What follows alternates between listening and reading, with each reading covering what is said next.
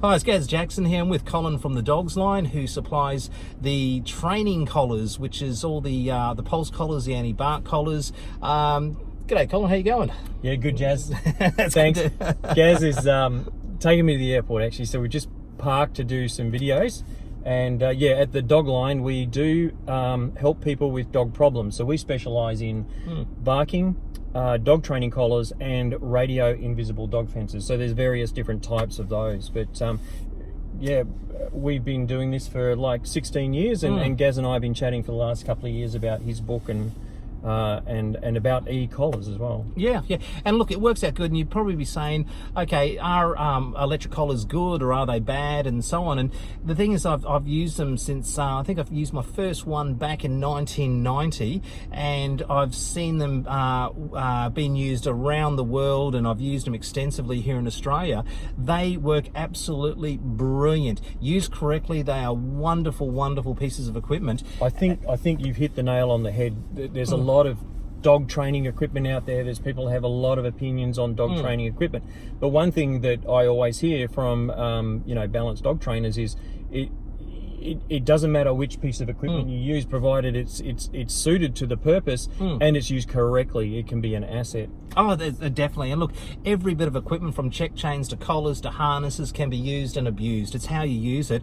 And the great thing about the electric collars is that you can actually mark a behavior with the dog, so the dog doesn't associate it with you. And one of the good examples is that if you have a dog which runs to the fence and barks at the neighbour's dog, you can fit him with an anti-bark collar, and he runs to the fence, goes woof woof, and gets a pulse, and he comes running back, goes, Dad, something happened over there. That dog did something to me. And the dog associates it with the neighbour's dog, not with you. The last thing that you want with your dog is that he's scared of you because you've run outside, you've yelled at him, you said, get back inside here and do this, and grabbed him by the collar.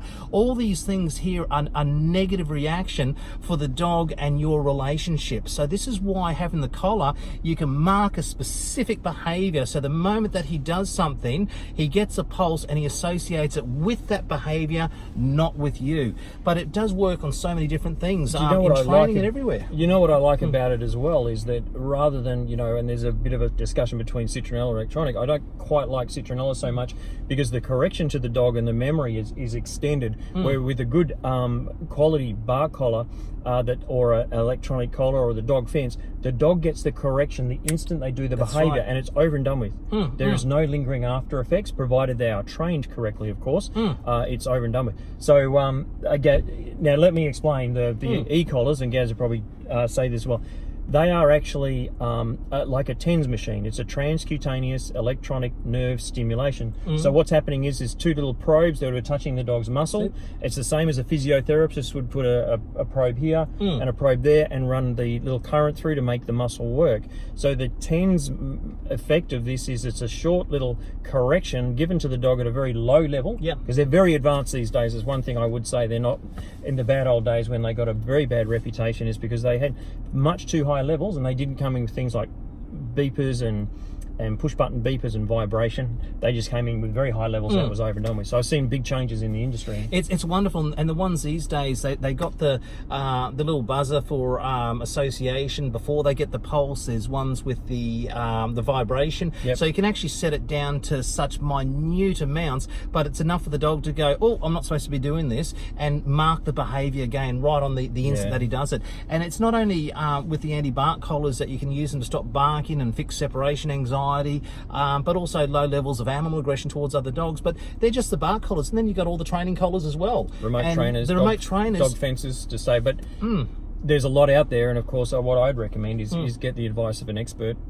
Us and him. This one here, and make sure you get something that's good quality, because if you don't get good quality, it can could go off at the wrong time, for example, and not give the dog the consistent message it needs to learn the new behaviours. That's right. And look, there's been so many ways that you can use a training collar, and one that I just did recently was a little cute dog, but he was as smart as anything, and all he used to do is just take food off the table since food was there. But what he used to do, he used to go around to look for his owner, make sure the owner's not there, run in, swipe the food and run off. So the dog knew he wasn't allowed to do it, but he would do this behind the back. So I I put the collar on the dog, had the pulsing ready, and we watched the dog from another room, and you see the dog see the food on the table, walks back, looks at the owner, yep, she's not there, runs up, was just about to swipe the food, gave him a pulse, and went, whoa, what happened there? Wow, and then cool. gave him another pulse, and you know how many sessions it took to be able to solve that behaviour? Tell me. That was it. Yeah. Never did it again. That was it. You. One session, and then straight after that, I gave the instructions to the owner on how to use the collar and everything like that, and she never had to use it.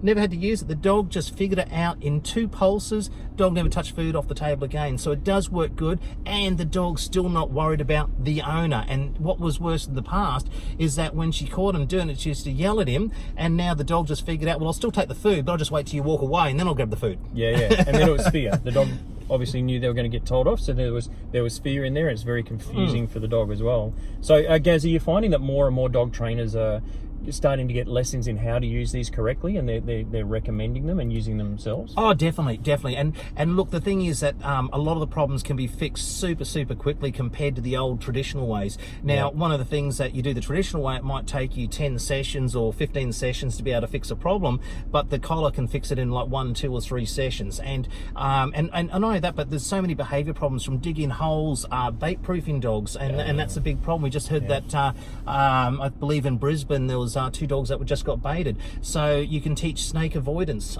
which is another big one. So there's so many different ways that you can use it to mark behaviors that you don't want, where the dog associates it with the behavior and not with you. And that's the most important part.